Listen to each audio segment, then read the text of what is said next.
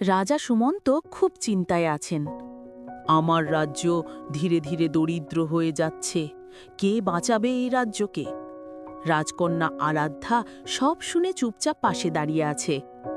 বাবা, আমি কি চেষ্টা করতে পারি? তুই রাজকন্যা হয়ে রাজ্য বাঁচাবি? রাজা হাসলেন, কিন্তু রাজকন্যা হাল ছাড়ল না।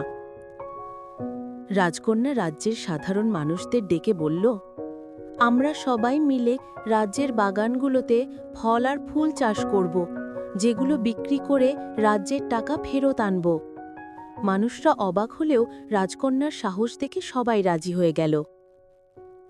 1 মাস পর রাজ্য জুড়ে ফুল, ফল আর খুশির ঘ্রাণ। ব্যবসায়ীরা আসছে রাজ্যে, রাজকোষ ভরছে। রাজা অবাক। আমি ভেবেছিলাম রাজকন্যারা শুধু গয়না পরে থাকে, কিন্তু আমার মেয়েটা তো রাজ্য বাঁচালো। রাজ্য জুড়ে আনন্দ।